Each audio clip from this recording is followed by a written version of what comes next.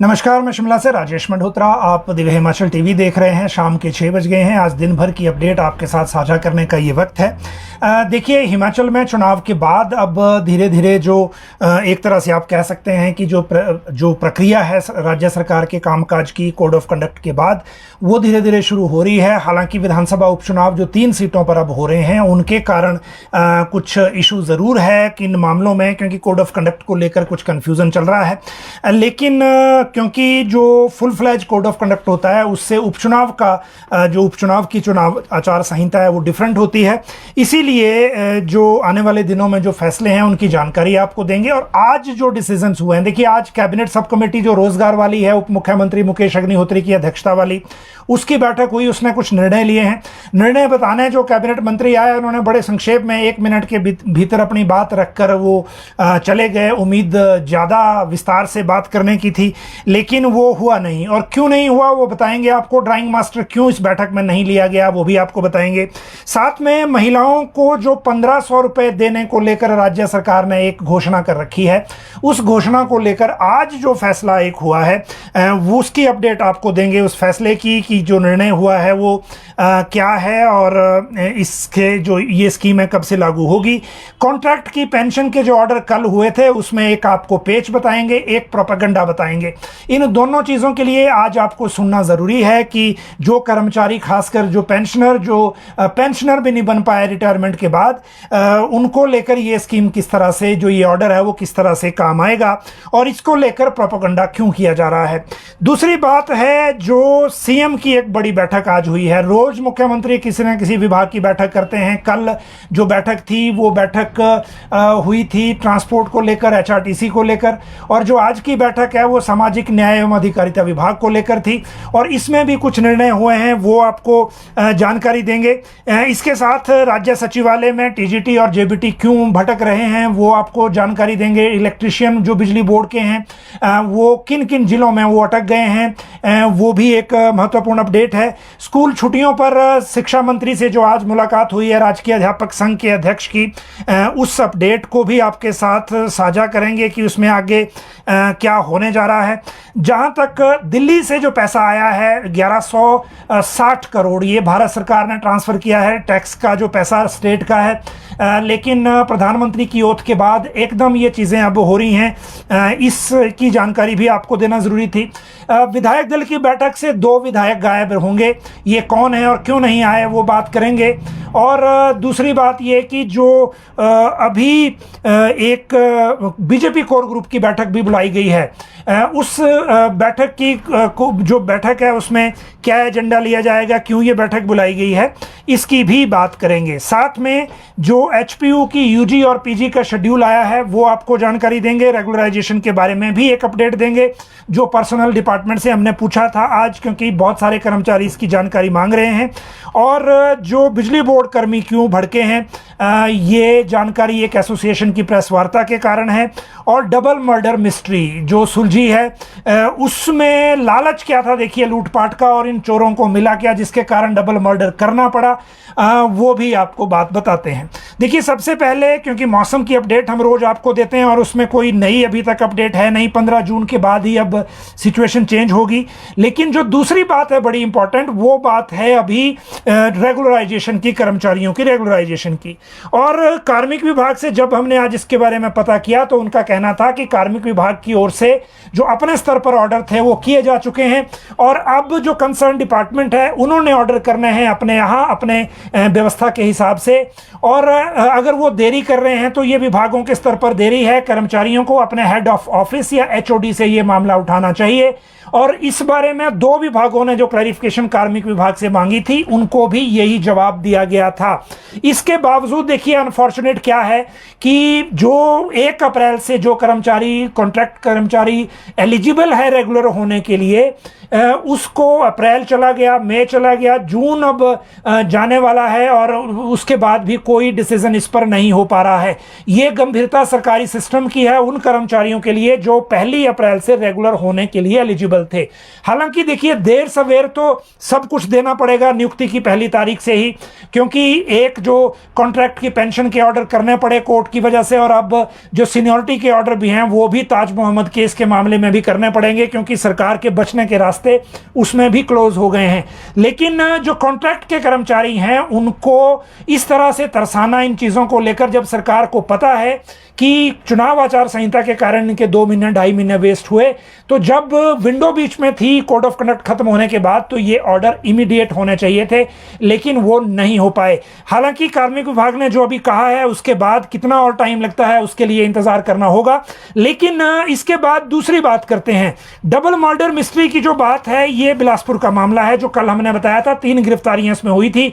एक जो आरोपी है वो लोकल गांव का था, उसी गांव का, और 2 जो हैं वो बाहर के थे, और इन्होंने रैकी पहले से कर रखी थी। बुजुर्ग, क्योंकि दोनों जो बुजुर्ग हैं वो पति पत्नी घर में थे, और इनको टारगेट करना आसान हुआ। पुलिस ने जो और चीजें बरामद की है जिससे हत्या की गई, वो दराट का इस्तेमाल किया गया, वो मिल गया है। और इनसे जो है वो 50 ग्राम सोना और 8,000 रुपए ये भी साथ में मिले हैं। हत्या के बाद जो घर से आभूषण और कीमती सामान चोरी करके ले गए थे वो भी मिल गया है। जो कॉल डिटेल थी इनकी उससे पकड़ने में इनको कामयाबी मिली है। लेकिन 2 हत्याएं कर दी 8,000 रुपए और 10 ग्राम सोने के लिए। आप देखिए कि हिमाचल में अब ये पुलिस का ये कहना है कि नशे के आदी थे, नशे के लिए जब पैसा नहीं मिलता था तो इस तरह के इन्होंने टारगेट इनको किया। हिमाचल के गांव में बहुत सारे परिवार ऐसे हैं जहां बुजुर्ग माँ बाप अकेले रहते हैं, और अगर इस तरह के मामले होना शुरू हो गए तो ये लॉ एंड ऑर्डर के लिए एक नया ट्रेंड है। इसीलिए इस तरह के मामलों को इवन पुलिस और जो डिस्ट्रिक्ट एडमिनिस्ट्रेशन है उनको भी अलग से लेना चाहिए। बिजली बोर्ड में अगर हम बात करें, अभी 2 तरह के मामले में हैं। एक है प्रमोशन 11 जो जेई हैं उनकी, और दूसरा है जो एक प्रेस कॉन्फ्रेंस हमीरपुर में हुई है। और ये जो प्रेस वार्ता है ये बिजली बोर्ड विद्युत कर्मचारी यूनियन के प्रदेशाध्यक्ष कामेश्वर शर्मा ने की है। उन्होंने कहा कि जो बिजली बोर्ड की हालत ये है कि अकेला कर्मचारी 24-24 घंटे ड्यूटी दे रहा है, कर्मचारियों का बहुत संकट है, नई भर्ती हो नहीं रही, और जो इससे जो कर्मचारियों पे प्रेशर बन रहा है। हाल ही में जो शाहपुर उपकेंद्र में अमित कुमार जो एसएसए था, काम करते वक्त करंट के चपेट में आने से घायल हो गया था। पीजीआई चंडीगढ़ में ये वहाँ है, और ये अकेला शाहपुर के उपकेंद्र में अकेला कर्मचारी था। इस तरह की चीज़ें उन्होंने कही, और सरकार से कहा है कि 7,000 से ज़्यादा पद खाली हैं फील्ड के कर्मचारियों के, इनको जल्दी भरा जाए, अदरवाइज जो है वो बिजली बोर्ड के कर्मचारी फिर अपने स्तर पर कार्रवाई आगे करेंगे। दूसरा जो एक पॉजिटिव अपडेट है बिजली बोर्ड से, वो 11 कनिष्ठ अभियंताओं को पदोन्नति मिली है। बिजली बोर्ड में प्रमोशन के बाद इनको दूसरी जगह भेजा गया है। इनके ऑर्डर डायरेक्टर पर्सनल ने कर दिए हैं। हालांकि बिजली बोर्ड में इलेक्ट्रीशियन की नियुक्ति को लेकर एक बड़ी अपडेट हम आगे भी आपके साथ साझा करेंगे।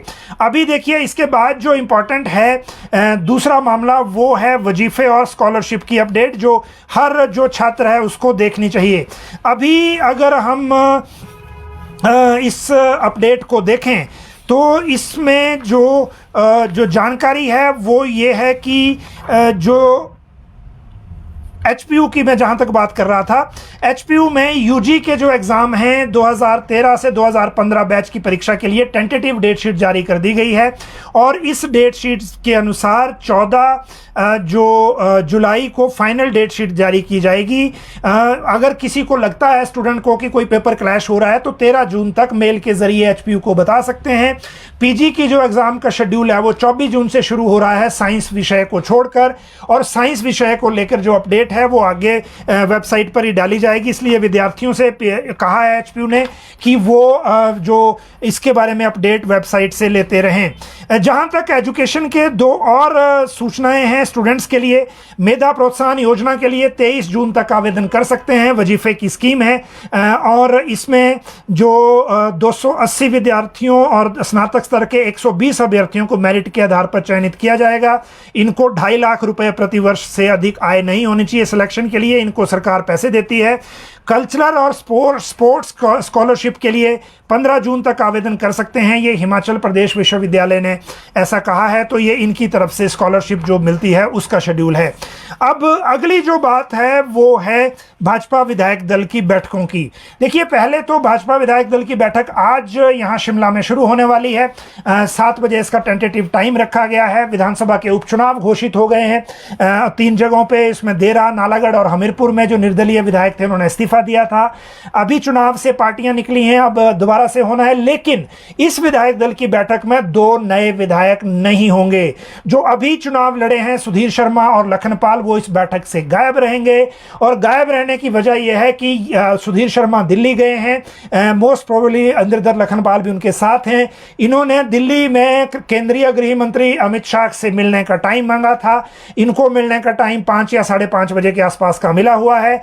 इसी वजह से इन्होंने नेता प्रतिपक्ष को यह सूचना दी है कि वो इस बैठक का हिस्सा नहीं हो पाएंगे। हालांकि अभी ये विधायक इलेक्टेड हैं, विधायक बने नहीं है, ओथ होगी, फिर ओथ कल रखी गई है और कल ओथ के बाद फिर कांग्रेस विधायक दल की बैठक मुख्यमंत्री सुखविंदर सिंह सुक्खू भी लेंगे।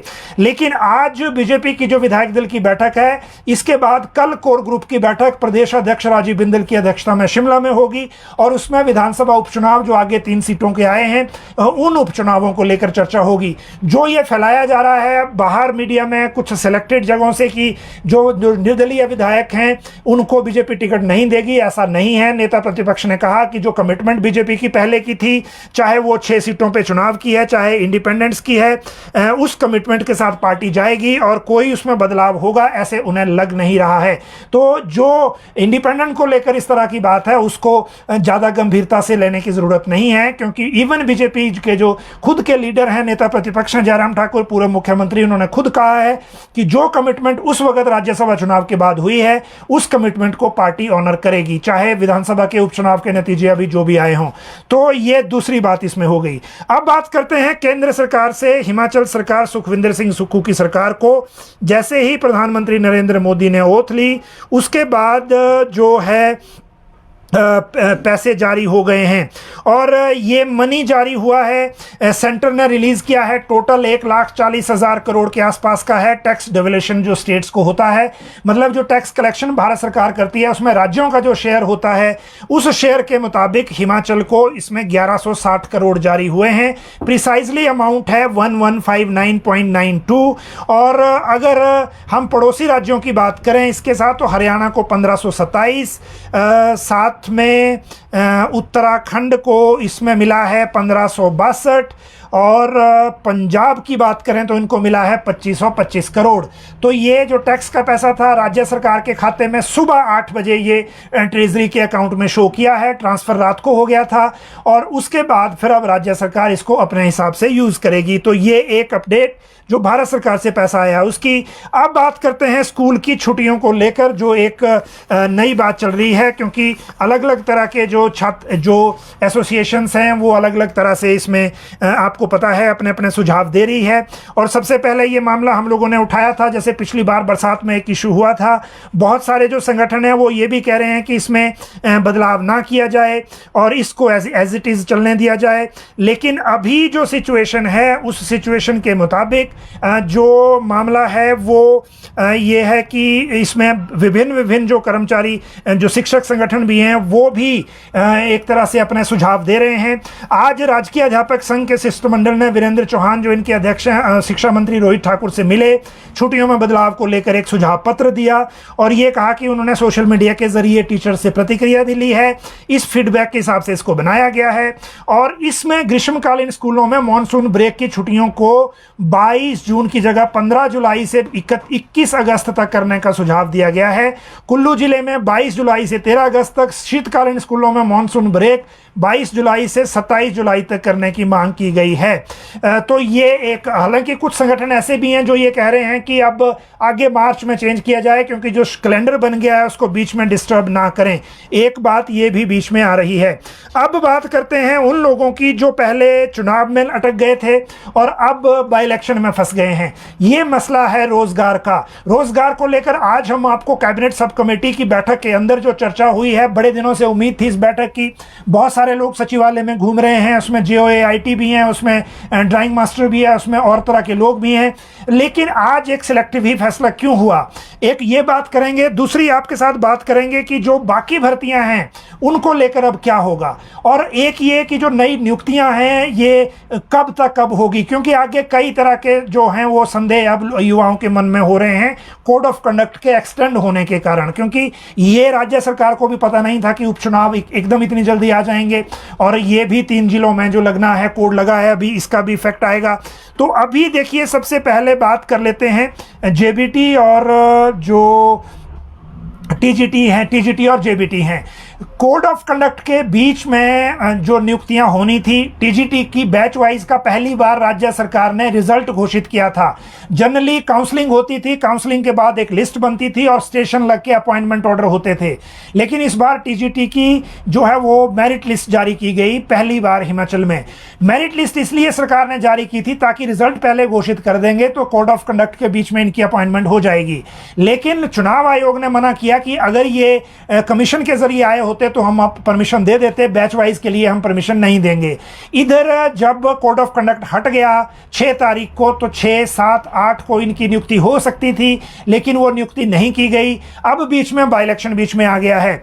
बाई इलेक्शन के कारण एक तो टीजीटी की फंस गई है, जेबीटी की लिस्ट बनी बनाई तैयार थी, उनमें स्टेशन लग गए थे। लेकिन सरकार जब कोड ऑफ कंडक्ट से निकली तो शिक्षा मंत्री ने मीटिंग समीक्षा की और इस समीक्षा में एक नए निर्देश दे दिए कि जो ये जेबीटी और टीजीटी हैं इनको ऐसी जगह भेजा जाए जहां सिंगल टीचर स्कूल हैं या फिर जहां बिना टीचर के स्कूल है, और उनमें भी वहां पे जहां हाई एनरोलमेंट है। तो इसका डाटा विभाग को अलग से कलेक्ट करने को कहा गया। उस डाटा को कलेक्ट करने में टाइम लग गया, इनकी अपॉइंटमेंट हो नहीं पाई, और अब आज ये राज्य सचिवालय में घूम रहे हैं। अब आप देखिए इसमें जो सबसे बड़ी चिंता की बात यह है, मैं भी इन लोगों से आज मिला, उसमें बहुत सारे लोग ऐसे हैं जो ओवर एज्ड हैं। ओवर एज्ड का मतलब ये कि किसी के पास 7 महीने की नौकरी बची है, किसी के पास 1 साल की है, किसी के पास 1.5 साल की है, और ये लोग आप ये कहिए कि सचिवालय में इस तरह से घूम रहे हैं कि उनको देख के जब ये खुद बोलते हैं कि हम टीजीटी लगने के लिए हमारा नाम मेरिट में आया है लेकिन हमारी अपॉइंटमेंट नहीं हो रही, तो बहुत दुख होता है सिस्टम पर। और सिस्टम पे दुख इसलिए होता है कि राज्य सरकार अगर बैच वाइज भर्तियां टाइम पर नहीं कर पा रही है तो फिर इन भर्तियों को आगे जारी रखने का औचित्य क्या है। बैकडोर एंट्रियां जब कराई जाती हैं, बैकडोर भर्तियां जब की जाती हैं, अलग अलग सिस्टम से की जाती हैं और अलग अलग नाम रख के की जाती हैं, तो उसमें सबसे ज़्यादा प्रभाव बैच वाइज भर्ती पर पड़ता है। और जब हम टाइम बाउंड मैनर में बैच वाइज भर्ती नहीं कर पा रहे हैं तो 58 साल में, 57 साल में, 56 साल में किसी को टीचर लगाकर बच्चे का भला होगा या नहीं, ये सरकार को सोचना चाहिए। लेकिन अभी की सिचुएशन ये है कि आज ये शिक्षा मंत्री से मिले, शिक्षा सचिव से मिले और जो सीपीएस हैं उनसे मिले, सभी ने इनको कहा कि अब आप जुलाई तक जो ये कोड ऑफ कंडक्ट लगा है बाई इलेक्शन का, इसका इंतजार करिए, फिर उसके बाद ही कुछ हो पाएगा। हालांकि इसमें भी एक पेच है, क्योंकि अगर इलेक्शन कमीशन से पूछा जाए तो जो आम चुनाव या विधानसभा चुनाव का कोड ऑफ कंडक्ट होता है वो डिफरेंट होता है। स्टेट लेवल के डिसीजंस लेने पे कोई रोक नहीं होती, लेकिन सरकार की तरफ से अभी ये मामला आगे टेकअप नहीं हुआ है, इसलिए इंतजार करना होगा। अब आप देखिए बिजली बोर्ड में इलेक्ट्रीशियन कब से इंतजार कर रहे हैं। रिजल्ट निकला 10/11/2023 को, बिजली बोर्ड ने उसको ऑनर किया, एक्सेप्ट किया अपॉइंटमेंट के लिए 12/3/2024 को। आज जो अपॉइंटमेंट इनकी जब होने लगी तो बाई इलेक्शन का जो है वो अनाउंस हो गया और 3 जिलों में अब एक नया पंगा इसमें पड़ गया। जिन लड़कों को ये लेटर अपॉइंटमेंट लेटर इशू हो गए हैं, एक हमारे पास केस आया है सोलन जिला से। इन्होंने कहा कि सर हम इलेक्ट्रीशियन पोस्ट कोड 973 के कैंडिडेट हैं, कल जो सोलन ऑफिस गए थे, हमारी स्क्रीनिंग हो गई, अपॉइंटमेंट लेटर भी कल मिलने वाले थे, लेकिन इलेक्शन अनाउंस हो गए, कोड लग गया, जबकि बाकी सभी सर्कल वालों को अपॉइंटमेंट लेटर मिल गए। सिर्फ सोलन और हमीरपुर में नहीं मिला है, जबकि कांगड़ा में भी जो लोग थे उनको पिछली कल अपॉइंटमेंट लेटर दे दिए गए। अब ये कह रहे हैं कि हमारा क्या होगा, क्योंकि सर्कल वाले बोल रहे हैं कि हमने लेटर लिखा है बोर्ड को, बिजली बोर्ड को लिखा है, बिजली बोर्ड इसमें आगे राज्य सरकार को लिखेगा। और अब सवाल ये है कि जो अपॉइंटमेंट हो गई, देखिए एक ही मेरिट लिस्ट है, एक ही रिजल्ट है, कॉन्ट्रैक्ट पे अपॉइंटमेंट होनी है। कुछ जिलों में नहीं हो रही है, कुछ जिलों में हो गई। मतलब जिनकी नहीं होगी उनकी सीनियरिटी से लेकर फाइनेंशियल बेनिफिट सारे जो हैं वो पहले से ही, जो ये युवा हैं, बेरोजगार युवा हैं, वो कब से इंतजार कर रहे हैं देखिए अपॉइंटमेंट का, ये 10/11/2023 से। लेकिन अब जब होने लगी तो फिर से वैसा हो गया। तो इन चीज़ों को राज्य सरकार को देखना चाहिए एक सिंगल विंडो सिस्टम की तरह। जो एम्प्लॉयमेंट के मैटर हैं उनको गंभीरता से लेने की ज़रूरत है। चुनाव आते जाते रहते हैं, चुनावों के बीच में जो विंडो मिलती है उसकी अपॉर्चुनिटी का लाभ लेना चाहिए। और जो सिलेक्ट होके आए हैं, चाहे वो पब्लिक सर्विस कमीशन से हैं, हमीरपुर के आयोग से हैं, अगर उनको भी टाइम बाउंड मैनर में नौकरी नहीं दी जा सकती तो फिर किसको देंगे, वो एक सवाल है। आगे अब बात करते हैं कि सीएम की अध्यक्षता में जो आज की बड़ी बैठक है, आज मुख्यमंत्री ने social justice and empowerment department की बैठक ली। मुख्यमंत्री आदर्श ग्राम सुरक्षा परिसर, सुखाश्रय परिसर जो कांगड़ा के लुथान में बनने वाला है, उसको विद इन 1.5 ईयर में बनाने का टारगेट दिया है। और जो बाकी स्कीम्स चल रही हैं उनका जो है वो जो समीक्षा की गई है। डिपार्टमेंट को कहा है कि जो लुथान में सिविल वर्क्स 20 जुलाई से शुरू हो जाने चाहिए, 132 करोड़ इसके लिए दे दिया गया है। 400 बच्चों को रहने की वहाँ व्यवस्था की जाएगी। आगे जो है मुख्यमंत्री जो सुख शिक्षा योजना है, जो एलिजिबल बच्चा है विडो का, एकल नारी का, वो 27 साल तक का वो एंटाइटल्ड होगा मंथली स्टाइपेंड 1000 रुपये के लिए। और जो एलिजिबल एज है वो 18 से 27 की जो है वो फ्री एजुकेशन हायर स्टडी के लिए इसमें होगी। हिमकेयर में भी इनको एलिजिबिलिटी मिलेगी। इस तरह के कई फैसले हुए हैं, तो ये भी हम आपको बताएंगे। आगे हम आपको बताएंगे कि 1500 को लेकर राज्य सरकार क्या कर रही है, वो एक बड़ी इम्पॉर्टेंट बात है। घरों को बनाने के लिए जो 3 लाख कर दिया था, 1.5 का 3, वो सरकार ने पहले ही कर दिया था। तो ये बड़े फैसले आज इस बैठक में हुए हैं। इसके बाद अगली बात करते हैं कॉन्ट्रैक्ट की पेंशन में पेच की। देखिए, कल राज्य सरकार से एक ओएम जारी हुआ और ये वो ओएम था जिसकी जानकारी सबसे पहले हमने आपको दी थी शीला देवी वाले केस की, जब एजुकेशन के सेक्रेटरी को जो हिमाचल हाई कोर्ट ने चेतावनी दी थी कि आप व्यक्तिगत रूप से हाजिर हों, क्यों ना आपके खिलाफ अवमानना का मामला चलाया जाए। इस चेतावनी के बाद एजुकेशन डिपार्टमेंट ने अपने स्तर पर पिटिशनर्स के लिए इस जजमेंट को लागू कर दिया था। जबकि जो शीला देवी केस था वो राज्य सरकार को जब फाइल गई, लॉ से वेट हुई, उसके बाद परमिशन होने के बाद कल ऑफिस मेमोरेंडम जारी हुआ। ऑफिस मेमोरेंडम के एक पैरा में लिखा था एक शर्त में कि ये सिर्फ लागू होगा उन लोगों पर जो हैं हमीरपुर कर्मचारी चयन आयोग या राज्य लोक सेवा आयोग कमीशन के माध्यम से चुन के आए थे, फिर कॉन्ट्रैक्ट में लगे, फिर रेगुलर हुए। लेकिन आज एक क्लैरिटी इसमें ये हुई है कि एनी अदर पॉलिसी से, जो कॉन्ट्रैक्ट की पॉलिसी थी या राज्य सरकार की अनुमति से नियुक्त किए गए थे, क्योंकि अदरवाइज बैच वाइज भर्ती इससे बाहर हो, क्योंकि बैच वाइज भर्ती का इसमें उल्लेख नहीं है। वैसे आप देखिए कि जो शीला देवी कोर्ट गई थी, उनके जो हस्बैंड थे इसमें, पति जिनकी डेथ हो गई थी, जिसके बाद परिवार को कोर्ट जाना पड़ा था, और कोर्ट जो जाना पड़ा था परिवार को, वो भी एक बड़ी लंबी कहानी है। और जब ये कोर्ट गए थे उसके टाइम क्या हुआ वो आज कल आप दिव्य हिमाचल में देखेंगे इस पूरे मामले में, क्योंकि एक साथ में एक प्रोपेगेंडा शुरू हो गया है कि किसी एसोसिएशन ने इसकी ओनरशिप लेना शुरू कर दी है कि हमने करवाया, ओल्ड पेंशन दिलाई लोगों को, जबकि ऐसा नहीं है। इस पूरे मामले में कब क्या हुआ ये आपको हम कल बताएंगे, क्योंकि अभी स्थिति ये है कि जो ये डेथ हुई थी, ये आयुर्वेद डॉक्टर थे जिनकी डेथ हुई, और इनकी सर्विस के बाद इनको जो पेंशन लगी थी उस पेंशन को काउंटर करने के लिए, क्योंकि जो पेंशन थी इनकी वो बहुत कम लगी थी, एनपीएस का उन्होंने ऑप्शन दिया हुआ था। और इसके बाद ये कोर्ट गए, हाई कोर्ट गए, हाई कोर्ट से ट्रिब्यूनल गए, ट्रिब्यूनल से वापस हाई कोर्ट आए, हाई कोर्ट से फिर सुप्रीम कोर्ट लड़ना पड़ा, क्योंकि तब की सरकार सुप्रीम कोर्ट चली गई इस फैसले के खिलाफ।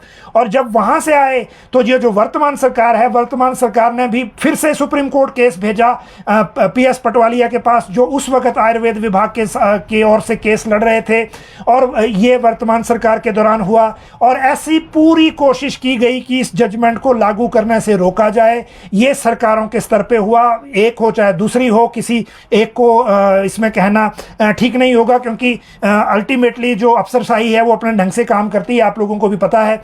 लेकिन दोनों सरकारों के दौरान सुप्रीम कोर्ट में, क्योंकि जो पहले तो रिव्यू पिटीशन दायर की गई, ये भी वर्तमान सरकार के दौरान हुआ, वो खारिज हो गई। उसके बाद पटवालिया के पास दोबारा फाइल भेजी गई आयुर्वेद के माध्यम से, क्योंकि चीफ सेक्रेटरी ने कमेटी बनाई और उस कमेटी ने ये कहा कि इसको पटवालिया के पास दोबारा भेजा जाए। जब पटवालिया ने इस केस को लेने के बजाय नोट लिख के भेज दिया कि इसमें अब सरकार के बचने का कोई तरीका नहीं है, आपको इसको लागू करना होगा, फिर भी फाइल को इधर उधर भटकाया गया जब तक हिमाचल हाई कोर्ट ने शिक्षा सचिव को कोर्ट में बुलाने की चेतावनी नहीं दी। वैसे भी ये लैंडमार्क जजमेंट तरलोक सिंह चौहान की जो डिवीजन बेंच था उसने दी थी, और उस जजमेंट में जब कोर्ट ने ये कहा था कि ये बैड प्रैक्टिसेस हैं, जब आप एक ही तरह से नियुक्त कर्मचारियों को अलग अलग तरह से राज्य सरकार काउंट करती है और फिर उनको इस तरह से सजा देती है, तो ये bad practices, bad business practices की संज्ञा इसको दी थी।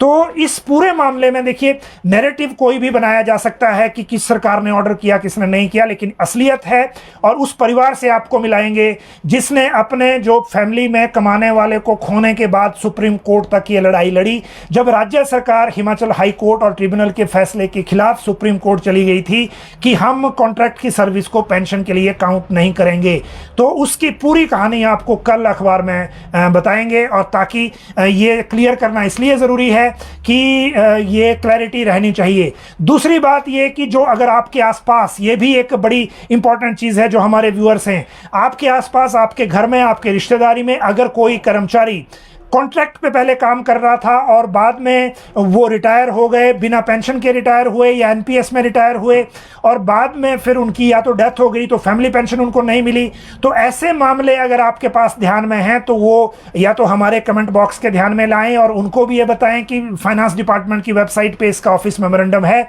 उसको देख के जो उसमें एनेक्सर ए है उसको भरकर सबमिट कराएं अपने दफ्तर में, ताकि ऐसे कर्मचारियों को पेंशन लग सके। ये हम सबकी जिम्मेदारी है, क्योंकि एक महीने का सिर्फ टाइम दिया गया है और इस एक महीने के टाइम के भीतर जितने भी एलिजिबल लोग हैं उन तक ये जानकारी पहुंचनी चाहिए कि जिनका 10 साल का पीरियड कॉन्ट्रैक्ट की वजह से रेगुलर पीरियड पूरा नहीं था, वो दोबारा अप्लाई कर सकते हैं, उनको ओल्ड पेंशन मिलेगी। सिर्फ उनको नहीं मिलेगी जिन्होंने एनपीएस ऑप्ट किया था अभी, और जिन्होंने एनपीएस ऑप्ट कर लिया है उनको वही रहेगी। तो ये पेंशन की बात है। अब बात करते हैं महिलाओं को 1500 रुपए की एक ब्रेकिंग न्यूज़ का। विधानसभा के उपचुनाव की कोड ऑफ कंडक्ट किया है, इसको साइड में रखते हैं क्योंकि जब ऑर्डर होगा डिपार्टमेंट से, ई सोमसा से, तो उसकी बात अलग से करेंगे। लेकिन राज्य सरकार के कहने के बाद मुख्यमंत्री ने, क्योंकि विधानसभा उपचुनाव के दौरान ये कई बार कहा कि जो 1500 रुपए को लेकर वो क्या कर रहे हैं, क्या करने वाले हैं, जो महिलाओं को मिलना है, ये भी कहा कि वो अप्रैल से ही देंगे, एरियर भी देंगे 2 महीने का। तो अल्टीमेटली हुआ ये कि जो ई सोमसा ने इसके लिए राज्य सरकार से पैसे मांगे थे 850 करोड़ से ज़्यादा, चुनाव से पहले ये फाइल गई थी, उस फाइल पे ऑर्डर हुआ नहीं था। अब जाकर पिछले कल ये फाइल दोबारा से प्रोसेसिंग में आई और अब ई सोमसा डिपार्टमेंट को 23 करोड़ रुपए प्लानिंग डिपार्टमेंट ने रिलीज कर दिए हैं, ये इंदिरा गांधी प्यारी बहना स्कीम के लिए। और ये जितने भी इनके पास एप्लीकेंट्स थे उनकी स्क्रीनिंग अब डिपार्टमेंट करेगा, और डिस्ट्रिक्ट वेलफेयर ऑफिसर जो है अपने अपने जिला में महिलाओं को 1500 किसको देने हैं उसको लेकर डिसीजन लेंगे। फिलहाल जो पैसे हैं वो पहली किस्त के तौर पर आप 23 करोड़ के आसपास का अमाउंट रिलीज हुआ है, और इस अमाउंट से कितनी महिलाओं को कितने जिलों में मिलते हैं वो डिपार्टमेंट को अब देखना है। डिस्ट्रिक्ट वेलफेयर ऑफिसर्स को ये बजट आगे जा रहा है। ये 1500 की स्कीम को लेकर एक फैसला है। 23 करोड़ कितने लोगों के लिए बनेंगे, कितनी महिलाओं को लेकर बनेंगे, क्योंकि जो राज्य सरकार का फैसला है वो 5 लाख महिलाओं के लिए ये ऑर्डर है। वैसे अभी 5 लाख भी पूरी सिलेक्ट नहीं हुई हैं, क्योंकि कोड ऑफ कंडक्ट बीच में था लोकसभा का, विधानसभा उपचुनाव का, तो आवेदन ही नहीं हो पाए थे। बीच में जब फॉर्म लेने लगे तो बीजेपी चली गई थी चुनाव आयोग में, क्योंकि वो कोड ऑफ कंडक्ट का वायलेशन हो जाना था, और इसीलिए अभी इसमें ये देखना पड़ेगा कि एलिजिबल और कितनी महिलाएं बाकी प्रदेश में निकलती हैं लाहौल स्पीति के अलावा। लेकिन अभी पहली किस्त के तौर पर 23 करोड़ प्लानिंग डिपार्टमेंट ने रिलीज किए हैं, ये बड़ी बात है। अब बात करते हैं कैबिनेट सब कमेटी की बैठक की।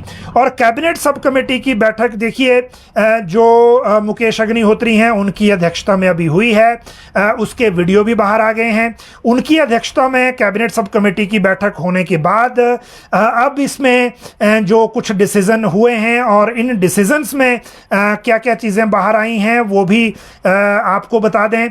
और आज जो हमें मिले थे कुछ अभ्यर्थी पोस्ट कोड 980 ड्राइंग मास्टर के भी सचिवालय में, क्योंकि वो भी बेचारे घूम रहे हैं कि जब JOIT 817 का जो डिसीजन है वो हो गया तो उनको लेकर डिसीजन क्यों नहीं हो पा रहा है। दो तीन चीज़ों को लेकर एक साथ बात करेंगे। पहले तो ये कि जो कमेंट बॉक्स में ये पूछ रहे हैं कि JOIT 817 का रिजल्ट कोड ऑफ कंडक्ट के बीच में, जो ये बीच में 3 चुनाव क्षेत्रों का कोड लगा है, इसमें आ पाएगा कि नहीं। तो पहली बात मैं बिल्कुल क्लियर कर दूं, चाहे लोक सेवा आयोग है, चाहे हमीरपुर राज्य चयन आयोग है, उनके कामकाज, उनके रिजल्ट निकालने, परीक्षा लेने पर कोई रोक नहीं है। वो अपनी रिक्वेजिशन के बाद परीक्षा ले सकते हैं, सब कुछ कर सकते हैं। राज्य सरकार को रिजल्ट के बाद रिकमेंडेशन भेज सकते हैं। राज्य सरकार जब अपॉइंटमेंट करेगी तब उसके लिए इशू है, बाकी किसी प्रक्रिया के लिए कोई रोक नहीं है। पहली बात यह है। दूसरी बात यह है इस पूरे मामले में कि जो आज मीटिंग हुई कैबिनेट सब कमेटी की, जिसमें मुकेश अग्निहोत्री, विक्रमादित्य सिंह, हर्षवर्धन सिंह चौहान, इस तरह के जो मेंबर हैं वो सब थे, कार्मिक विभाग के अधिकारी थे, लॉ डिपार्टमेंट के लोग थे। उन सभी इसमें सिर्फ जो फैसला हुआ है 2 पोस्ट कोड को लेकर फैसला हुआ है। और ये दोनों पोस्ट कोड हैं जो अभी पोस्ट कोड 903 जिसमें 82 पोस्ट हैं, इनमें सिर्फ 5 लोगों को एक्यूज बनाया गया है विजिलेंस के द्वारा। 5 सीटें छोड़कर रिजल्ट घोषित करने की सिफारिश की है कैबिनेट सब कमेटी ने। दूसरा पोस्ट कोड है 939, इसमें 11 एक्यूज्ड हैं और इनको छोड़कर, इतनी पोस्टें छोड़कर बाकी रिजल्ट घोषित करने के लिए कैबिनेट सब कमेटी ने सिफारिश की है। ये दोनों ही पोस्ट कोड JOAIT के हैं, जूनियर ऑफिस असिस्टेंट IT के हैं। तो मतलब ये सिर्फ इनके लिए आज बैठक थी, इनके लिए डिसीजन हुआ। पोस्ट कोड 980 ड्राइंग मास्टर इसमें नहीं लिया जा सका और उसकी एक मोस्ट लाइकली पॉसिबल वजह यह है कि कोड ऑफ कंडक्ट के बीच में, या पिछली बार जो बैठक हुई थी उससे अब की बैठक के बीच में, विजिलेंस ने राज्य सरकार को कोई इनपुट भेजा है ड्राइंग मास्टर की भर्ती को लेकर, जो इंक्वायरी चल रही है उसको लेकर। मे बी वो रीज़न हो, मे बी वो रीज़न ना हो, लेकिन आज ड्राइंग मास्टर को इस बैठक के लिए नहीं लिया गया है। अब भी बहुत सारे जो रिजल्ट हैं वो पेंडिंग हैं और बहुत सारे रिजल्ट जो है उसकी प्रक्रिया शुरू होनी है। और प्रेजेंटली क्योस इसलिए बना हुआ है क्योंकि राज्य सरकार ने हमीरपुर कर्मचारी चयन आयोग भंग होने के बाद सारी क्लास 3 की भर्तियां लोक सेवा आयोग की प्रीव्यू में डाल दी थी। लोक सेवा से अभी वापस अगर राज्य चयन आयोग को देनी है तो अभी फैसला हो नहीं पाया, कैबिनेट से ये डिसीजन होगा और प्रीव्यू से पहले बाहर करनी पड़ेंगी लोक सेवा आयोग के, फिर राज्य चयन आयोग को देनी होंगी। और दूसरा इसमें बात यह है कि राज्य चयन आयोग को CBT कंप्यूटर बेस्ड टेस्ट लेने के लिए एक एजेंसी देनी होगी, क्योंकि जो टेंडर किया था उस टेंडर में सिर्फ 2 आवेदन आए थे, उनको रद्द करना पड़ा था। और इसीलिए अभी राज्य चयन आयोग के पास कोई एजेंसी ही नहीं है भर्ती के लिए। तो ये सिनेरियो अभी जो भर्तियों और रोजगार को लेकर है। आप सब लोग लाइव जुड़े, बहुत बहुत शुक्रिया। कोई अगर आपका और क्वेरी है तो आप इसी कमेंट बॉक्स में डाल सकते हैं ताकि हम उसके बारे में थोड़ा सा रिसर्च करके उसके जवाब आप तक पहुंचा सके। बहुत बहुत धन्यवाद।